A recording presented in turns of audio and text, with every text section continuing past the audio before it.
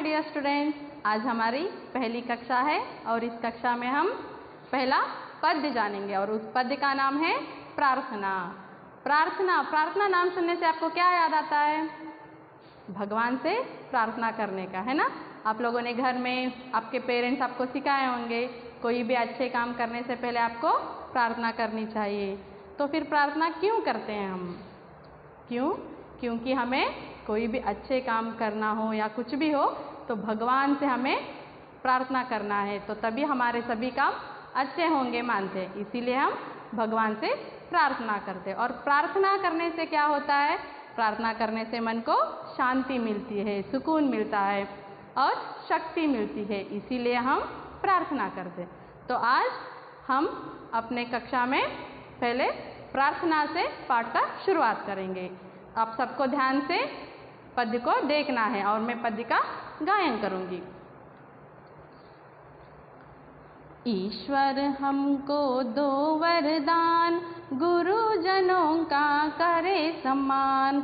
ईश्वर हमको दो वरदान, गुरुजनों का करे सम्मान। माता पिता का कहना माने, बड़े बुजुर्गों का करे सम्मान। माता पिता का कहना माने, बड़े बुजुर्गों का करे सम्मान। अमीर गरीब सब मिलकर गाए, भारत देश का राष्ट्रीय गान। भारत देश का राष्ट्रीय गान। ईश्वर हमको दो वरदान, गुरुजनों का करे सम्मान। पढ़ लिख कर बने महान, बढ़ाए देश का मान सम्मान। पढ़ लिख कर बने महान, बढ़ाए देश का मान सम्मान। आपस में हो भाईचारा, नहीं किसी से द्वेष ईर्ष्या। आपस में हो भाईचारा, नहीं किसी से द्वेष ईर्ष्या। ईश्वर हमको दो वरदान, गुरुजनों का करे सम्मान। हमें देश हो अपना प्यारा, हम में हो एकता का भाव। हमें देश हो अपना प्यारा, हम में हो एकता का भाव। सब मिल बोले एक जुबान, जय भारत जय हिंदुस्तान। सब मिल बोले एक जुबान, जय भारत जय हिंदुस्तान। ईश्वर हमको दो वरदान, गुरुजनों का करे सम्मान। गुरुजनों का करे सम्मान। अभी हम पहले शब्दार्थ देखेंगे। वरदान बोन, सम्मान रेस्पेक्ट, बुजुर्ग एल्डर्स, राष्ट्रीय नेशनल, द्वेष ईर्ष्या जलसी, जुबान वॉइस, हिंदुस्तान इंडिया। तो यहाँ कुछ शब्द दिए गए हैं हिंदी में और ये उनके इंग्लिश में अर्थ है। इन सबको आपको अच्छे से जानना है। अभी हम पद्य का सारांश देखेंगे। कवि अपने मन की बात को ना पद्य में कैसे प्रकट किए हैं, कवि क्या कह रहे हैं। कवि भगवान से प्रार्थना कर रहे हैं। प्रार्थना करते करते हुए वे भगवान से वरदान भी मांग रहे हैं। प्रार्थना वरदान ये सभी क्या है, आपके मन में ख्याल आते होंगे ना। प्रार्थना यानी प्रेयर, जो भी हमारे मन में होता है उसको किसी के सामने रखना या भगवान के सामने रखना, उसको हम प्रार्थना करते हैं। और वरदान यानी जो हमारी मन की बात पूर्ण हो जाती है वो हमें वरदान जैसा लगता है। पहले आप लोगों ने शायद सुना होगा, पहले ज़माने में ऋषि मुनियाँ होते थे, वो बहुत कठिन तपस्या करते थे, कड़ी से कड़ी तपस्या करते थे और भगवान से प्रार्थना भी करते थे। वो तपस्या करते करते बैठ जाते थे, भगवान उनकी भक्ति से प्रसन्न होकर धरती पर आके उन्हें वरदान देते थे। जो भी वो मांगते थे भगवान से, भगवान उन्हें दे देते थे। तो सीधा सीधा अर्थ क्या है? प्रार्थना यानी भगवान से मांगना और वरदान यानी वो हमें मिलना। इसी को हम प्रार्थना और वरदान बोलते हैं। तो कवि यहाँ पर प्रार्थना भी कर रहे हैं भगवान से और वरदान भी मांग रहे हैं। क्या मांग रहे हैं कवि? ईश्वर, ईश्वर यानी भगवान। ईश्वर हमको दो वरदान, गुरुजनों का करे सम्मान। गुरुजन यानी जो हमें सिखाते हैं, हम उन्हें गुरुजन मानते हैं। सिर्फ आपको पढ़ाने वाले गुरु नहीं होते, आपको अच्छे सीख कौन देते हैं? वो सभी आपको गुरु समान ही होते हैं। और बच्चों की पहली शिक्षा कहाँ से शुरू होती है? अपने घर से। और पहली शिक्षक कौन होते हैं? अपनी माँ और अपने पिताजी होते हैं। जो भी आपको अच्छे सीख सिखाते हैं वो सब आपको शिक्षक समान ही होते हैं। सिर्फ पढ़ाने वाले ही शिक्षक नहीं, अच्छे सीख देने वाले भी शिक्षक, और शिक्षक का और एक नाम गुरु। तो भगवान से कवि मांग रहे हैं, हमें ऐसे वरदान दो भगवान, हम अपने गुरुजनों का सम्मान करना सीखें। जो भी हमें पढ़ा रहे हैं या हमें कुछ अच्छा सिखा रहे हैं, उन सबको हमें क्या करना है? रेस्पेक्ट देना है। पहले ये वरदान मुझे दे दो प्रभु करके कवि भगवान से मांग रहे हैं। उसके बाद माता पिता का कहना माने, बड़े बुजुर्गों का करे सम्मान। माता पिता का कहना मानना, ये हर इंसान को अपनी इच्छा से ही करनी है। इसको ना किसी के दबाव में आके नहीं करना है, क्योंकि माता पिता ही हमारे भगवान हैं, हमारे गुरु हैं। तो हमें अपने माता पिता के बात को मानना है। जो भी बोलते हैं वो हमारे अच्छाई के लिए ही होता है। कोई भी माता पिता अपने बच्चों का बुरा नहीं चाहते। तो जो भी माता पिता बोलते हैं वो हमारे अच्छाई के लिए होता है। तो हमें अपने माता पिता का बात मानना है। और बड़े बुजुर्गों का करे सम्मान। बड़े बुजुर्ग यानी आपके घर में जो बड़े लोग रहते हैं, आपके दादा दादी, नाना नानी, ये सभी बड़े बुजुर्ग माने जाते हैं। और इनका हमें क्या करना है? सम्मान करना है। माता पिता का कहना मानना है, उनके साथ साथ हमें क्या करना है? हमारे बड़े लोगों का भी हमें सम्मान करना है। हम अभी छोटे हैं, आप अभी छोटे हैं कि नहीं? तो आपको सही गलत की सीख नहीं रहती है। ये सीख आपको कौन देते हैं? आपके माता पिता, आपके दादा दादी, नाना नानी, आपके घर में जो भी बड़े लोग हैं आपको अच्छे सीख देते।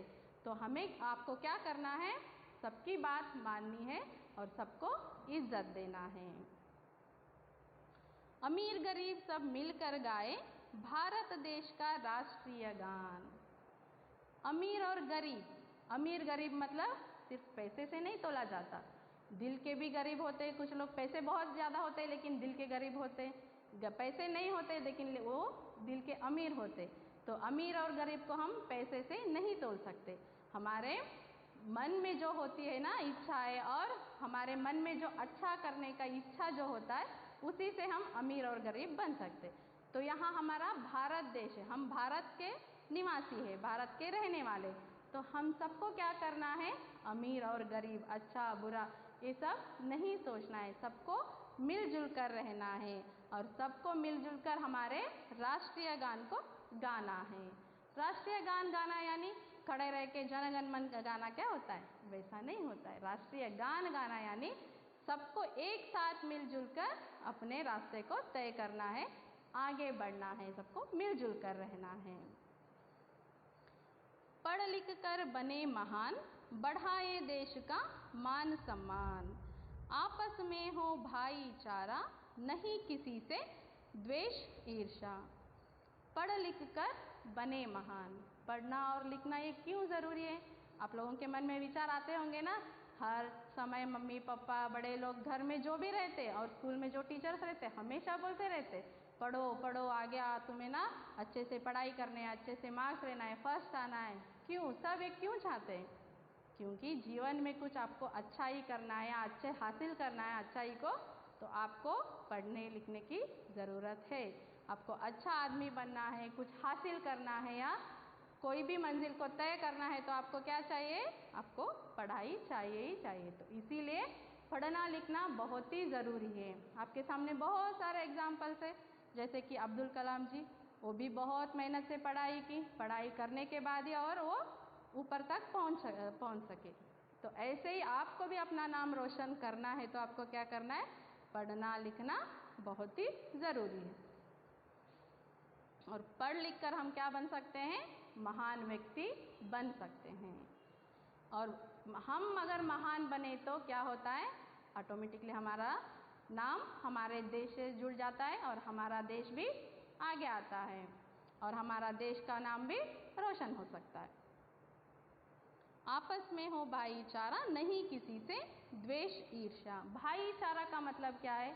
भाईचारा यानी आपस में हम लोग भाई बहनों जैसे, भाई भाई जैसे रहना है। हम भारतवासी कैसे हैं? अनेकता में एकता रखने वाले हैं, तो हमें आपस में मिलजुल कर रहना है। किसी से भी लड़ने की ज़रूरत नहीं है हमें। हम सब एक माने जाते हैं, भारतवासी सभी एक ही माने जाते हैं, तो किसी के साथ झगड़ा नहीं करना है हमें। हमको सबको मिलकर रहना है, आपस में भाईचारा को रखना है। भाईचारा को रखना है यानी सब एक ही परिवार जैसे हमें रहना है और किसी से भी द्वेष और ईर्ष्या नहीं करनी है। द्वेष और ईर्ष्या से ना मन की शक्ति घटती है और मन में बुरे ख्याल आ जाते हैं, तो इससे हम बुरे काम करने लगते हैं। तो अगर बुरे काम को रुकना है तो हमें क्या करना है? अपने मन से द्वेष और ईर्ष्या को निकाल देना है, तब हम अच्छे इंसान बन सकते हैं और सबके साथ मिलजुल कर रह सकते हैं। तो कवि भगवान से यही वरदान मांग रहे हैं। हमें देश हो अपना प्यारा, हम में हो एकता का भाव, सब मिल बोले एक जुबान, जय भारत जय हिंदुस्तान। हमें देश हो अपना प्यारा, हम जिस देश में रह रहे हैं हमें वो देश बहुत ही प्यारा है। हम भारतवासी देशभक्ति के लिए बहुत ही महान हैं और फेमस हैं हम, है कि नहीं? हम अपने देश को माँ की तरह देखते हैं और माँ की दर्जा देते हैं, तो इसीलिए हमें अपना देश बहुत ही प्यारा है। और हम सब में एकता का भाव है। अनेक जाति के लोग, अनेक धर्म के लोग रहते हैं हम भारत में, लेकिन फिर भी सब में एकता है। इसीलिए हमारा भारत देश इतना आगे बढ़ रहा है और तरक्की पा रहा है। और सबको मिलकर क्या करना है? हमें एक ही जुबान से, एक ही आवाज़ निकाल के हमारे भारत देश का गुणगान करना है। मतलब सबको मिलजुल कर भारत का नाम रोशन करना है, भारत देश को आगे बढ़ाना है। तो और एक बार हम इस समरी को देख लेंगे। पद कवि भगवान से क्या वरदान मांग रहे हैं? गुरुजनों का सम्मान करना है, अपने माता पिता का कहना मानना है और बड़े लोगों का, बड़े बुजुर्गों का सम्मान करना है और किसी के साथ द्वेष ईर्ष्या नहीं रखना है। सबको मिलजुल कर रहना है और पढ़ लिख कर महान बनना है। ऐसे सब वरदान कवि भगवान से मांग रहा है। अगर कोई ऐसे अच्छी प्रार्थना करता है तो वरदान मिलता है कि नहीं? तो आपको भी क्या करना है? भगवान से प्रार्थना करना है। प्रार्थना करने से क्या होता है? मन को शांति मिलती है, लेकिन वो शांति कब मिलती है? सिर्फ प्रार्थना ना हमारे लिए नहीं होनी चाहिए, स्वार्थी नहीं बनना है हमें, दूसरों का भी हमें देखना है, दूसरों के सुख के बारे में भी सोचना है। अगर हम प्रार्थना कर रहे हैं तो उस प्रार्थना में हम दूसरों के बारे में भी सोच रहे हैं, दूसरों का सुख दुख के बारे में सोच रहे हैं, तो हम महान बन गए, तभी हम महान बन गए। तो प्रार्थना करना है तो कैसे करना है? सिर्फ अपने लिए नहीं, दूसरों के लिए भी आपको प्रार्थना करनी ज़रूरी है। तो आप लोग इस पद को अच्छे से पढ़ लीजिए। उसके बाद एक बार फिर हम शब्द अर्थ देखेंगे। वरदान बूंद, सम्मान रेस्पेक्ट, बुजुर्ग एल्डर्स, राष्ट्रीय नेशनल, द्वेष ईर्ष्या जलसी, जुबान वॉइस, हिंदुस्तान इंडिया। और उसके बाद देखेंगे हम पर्यायवाची शब्द। पर्यायवाची यानी समानार्थक, सेम मीनिंग वर्ड्स बोल सकते हैं आप लोग। तो यहाँ पर देखो, सम्मान, सम्मान का और एक अर्थ है आदर या मान। वैसे ही बुजुर्ग वृद्ध या पुरखे, ईश्वर प्रभु भगवान, है कि नहीं? आप लोग बोलते हैं, ये नाम आपको पता है। ईर्ष्या, ईर्ष्या यानी जलन या द्वेष। जुबान आवाज और वाणी। और उसी के साथ हमें क्या देखना है अभी? विलोम शब्द। विलोम शब्द यानी अपोजिट वर्ड, विपरीतार्थक शब्द भी कहते हैं हम लोग। आदर निरादर, आदर करना रेस्पेक्ट देना होता है और उसका अपोजिट वर्ड निरादर। सम्मान अपमान, अमीर गरीब, ईर्ष्या स्नेह, देश विदेश, पढ़ा लिखा अनपढ़। तो आपको क्या करना है? पढ़ा लिखा बनना है, अनपढ़ नहीं बनना है। तो इसीलिए अच्छे से आपको पढ़ना है, लिखना है। अभी आप लोगों ने पद के बारे में जाना, शब्दार्थ जाने, पर्यायवाची शब्द और विलोम शब्द, इन सब की जानकारी होने के बाद आपको व्याकरण बोध की तरफ जाना है। तो व्याकरण बोध में आज हम क्या सीख रहे हैं? हम सीख रहे हैं संज्ञा, मतलब नाउन। इसका प्रोनाउंसिएशन थोड़ा सुनिए। स के ऊपर मात्रा, अम की मात्रा, उसके बाद ज्ञा, तो संज्ञा होता है। तो इसका इंग्लिश मीनिंग क्या है? नाउन। तो ये संज्ञा क्या है? संज्ञा यानी किसी व्यक्ति, वस्तु, स्थान, जाति तथा भाव के नाम को हम क्या बोलते हैं?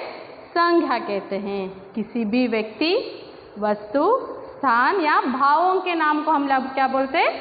संज्ञा बोलते हैं। तो कैसे होता है वो? उसके कुछ उदाहरण चाहिए ना आपको। तो ऐसे ही हमने डेफिनेशन बोल दिया तो आपको पता नहीं चलेगा। तो कैसे जानना है? जैसे कि मोहन। मोहन क्या है? ये एक नाम है। मोहन एक लड़के का नाम, आपको सुनते ही पता चलेगा मोहन क्या है? ये नाम है। और उसके बाद किताब, किताब बुक मानते हैं। और मिठास, मिठास यानी स्वीटनेस। हिमालय, हिमालय क्या है? ये एक पर्वत का नाम है। और आदि। तो ऐसे ही और आप बहुत सारे नामों को जोड़ सकते हैं। कमला, विमला, चेयर, फैन, नदी, और बहुत सारे वस्तु हो या इंसान हो, प्राणी, पक्षी, किसी भी नाम, उसको हम लोग क्या बोलते हैं? संज्ञा करके बोलते।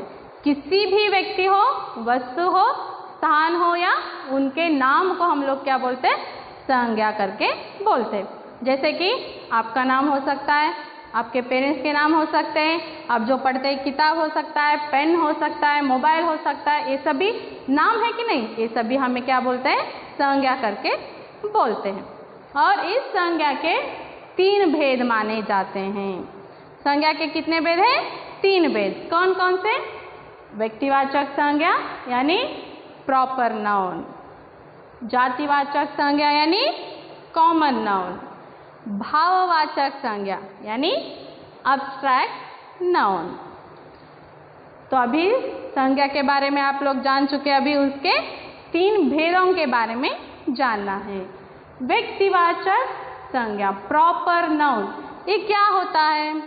पर्टिकुलर व्यक्ति का नाम, किसी भी पर्टिकुलर व्यक्ति, वस्तु, स्थान, उनके सिर्फ नाम को क्या बोलते हैं हम लोग? व्यक्तिवाचक संज्ञा करके कहते हैं। पर्टिकुलर नेम, आप लोग इंग्लिश में पर्टिकुलर नेम बोलते हैं ना, तो उसी को हम लोग क्या बोलते हैं? व्यक्तिवाचक संज्ञा करके बोलते हैं। जैसे कि कुछ एग्जाम्पल, गदग। गदग क्या है? ये एक शहर का नाम है। तो ये नाम क्या हुआ? व्यक्तिवाचक संज्ञा हो गया। कमला, कमला क्या है? एक लड़की का नाम है। गंगा, ये एक नदी का नाम है। उसके साथ हिंद महासागर, ये सागर का नाम है। ऐसे ही पर्टिकुलर व्यक्ति के नाम को हम लोग क्या बोलते हैं? संज्ञा करके बोलते। हिमालय, पर्वत, पर्वत का नाम क्या है? हिमालय। तो हिमालय क्या हुआ? व्यक्तिवाचक संज्ञा बन गया। और आपका एलिमेंटरी हिंदी रीडर बोले तो हम लोग ये क्या हुआ? व्यक्तिवाचक संज्ञा बन गया। और आराम चेयर करके बोलते हैं ना, तो वो क्या है? व्यक्तिवाचक संज्ञा। उषा फैन तो बोलते हैं, तो उषा क्या है? ये फैन का ब्रांड है। तो उसे भी हम लोग क्या बोलते हैं? संज्ञा करके जानते। किसी भी पर्टिकुलर व्यक्ति के या वस्तु के नाम को क्या बोलते हैं हम लोग?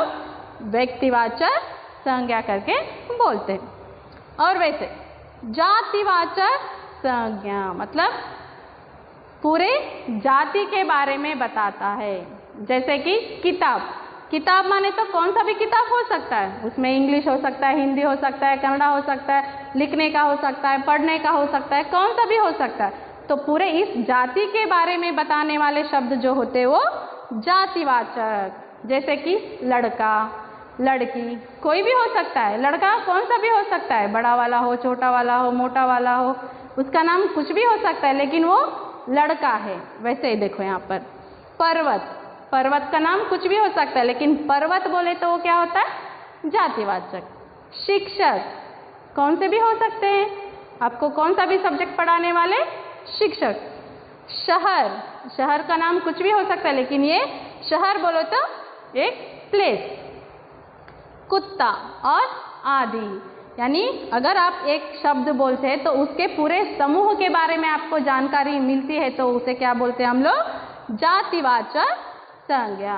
और अगर आपको आसानी से याद रखना है तो अभी आप छोटे क्लास में हैं तो आपको आसानी से व्यक्तिवाचक और जातिवाचक में अंतर जानना है तो मैं आसानी से आपको समझा सकती हूँ। जैसे कि हिमालय पर्वत, हिमालय बोलने से वो क्या होता है, व्यक्तिवाचक संज्ञा होता है। सिर्फ पर्वत बोलने पर वो क्या होता है, जातिवाचक होता है। और वॉच, वॉच बोले तो क्या है, जातिवाचक आता है। वही HMT वॉच बोलने पर क्या होता है, वहाँ एक ब्रांड का नाम आ गया तो क्या हुआ, वो व्यक्तिवाचक बन गया। HMT वॉच बोलने पर वो व्यक्तिवाचक बन गया, सिर्फ वॉच बोलने पर क्या होगा, वो जातिवाचक में आ गया। टेबल, टेबल कौन सा भी हो सकता है, वो जातिवाचक में आ गया, लेकिन पर्टिकुलर आप लोग स्टील का टेबल या लकड़ी का टेबल बोलने पर वो क्या होता है, व्यक्तिवाचक संज्ञा होता है। कुत्ता, कुत्ता वो जाति का नाम है, कौन सा भी हो सकता है, उसमें पर्टिकुलर जाति आ गया तो उसको व्यक्तिवाचक में माना जाता है। जाति नहीं है तो उसको क्या बोलते हैं, उस पर्टिकुलर नाम नहीं है तो उसको क्या बोलते हैं हम लोग, जाति करके बोलते हैं, जातिवाचक संज्ञा बोलते हैं। यहीं पर देखो डिफरेंस। गदग और शहर, शहर बोलने पर कौन सा भी शहर हो सकता है, गदग बोलने पर वो पर्टिकुलर एक शहर का नाम ही है। तो ऐसे आपको व्यक्तिवाचक और जातिवाचक संज्ञा में अंतर जाननी होगी। पहले आपको अच्छे से जानना होगा कि व्यक्तिवाचक संज्ञा में क्या आता है और जातिवाचक संज्ञा में क्या अंतर है करके। उसके बाद आता है भाववाचक संज्ञा, जो भावनाओं से जुड़े होते हैं, उसे हम सिर्फ एक्सप्रेस कर सकते हैं। वैसे शब्दों को हम क्या बोलते हैं, भाववाचक। इंग्लिश में आप अब्स्ट्रैक्ट नाउन करके बोलते हैं। उसके एग्जाम्पल मधुरता, लंबाई, मिठास आदि। मधुरता आप उसे दिखा नहीं सकते, मिठास आप उसे एहसास कर सकते, दिखा नहीं सकते, और लंबाई आप उसे दिखा नहीं सकते। तो ऐसे शब्द क्या होते हैं, ये भाववाचक शब्द माने जाते हैं। एग्जाम्पल, एक मिठाई लाए आप घर में, मिठाई क्या है, वो जातिवाचक है। इस मिठाई में बहुत मिठास है बोलने पर वो मिठास जो होता है वो भाववाचक होता है। डिफरेंस समझ में आपको, जाति और भाववाचक में। मिठाई क्या है, जातिवाचक संज्ञा, मिठास क्या है, भाववाचक संज्ञा। तो अब मैं समझ सकती हूँ आप लोगों को संज्ञा के तीनों भेदों के बारे में जानकारी मिल चुकी है। आपको क्या करना है, आपके किताब को खोलना है, उसमें यहाँ पर व्याकरण बोध भाषा कौशल में पहला क्वेश्चन पूरा ये संज्ञा का जो अभी मैंने विश्लेषण दिया वो सब दिए गए, और उसके बाद नीचे आपको एक प्रश्न दिया गया है, संज्ञा के सही प्रकार पर गोला लगाइए करके। माता, माता जातिवाचक या व्यक्तिवाचक, तो आपको उसको देखकर उसको उसके सही प्रकार पर गोला डालना है। तो समझ सकते हो आप लोग, ये सब कर लेंगे। धन्यवाद।